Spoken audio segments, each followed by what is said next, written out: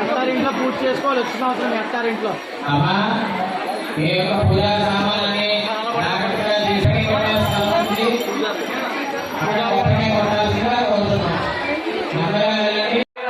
ఐశ్వర్యాలు అలాగే సౌభాగ్యము శరీర సంపదలు ఇవన్నీ పొంది ఉన్నాడు.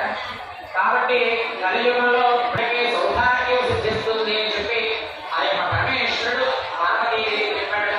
అక్కడ నుండి సూత మహాత్ముడికి సూతుడు కూడా సౌభాగ్యానికి పాత్రవుతూ ఉన్నాడు. వారికి నమస్కారం చేసుకుని దేవోలో మాతా మహారాజ్ఞి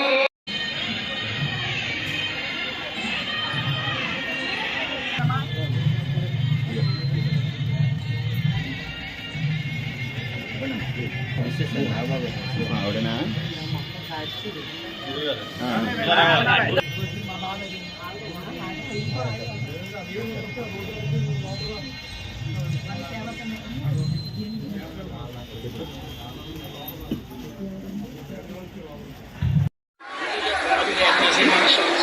వర్షం వచ్చినా చాలా మంది వచ్చి అందరూ చాలా బాగా చేసుకుంటారు. చాలా బాగుంది. ఇలా పూజ చేయడం ఫస్ట్ టైము. చాలా హ్యాపీగా ఉంది. ఇక్కడికి నేను వచ్చి 10 years బ్యాక్ వచ్చానండి. అది వేరేగా ఉంది. ఇప్పుడు ఎక్స్పీరియన్స్ చాలా బాగుంది.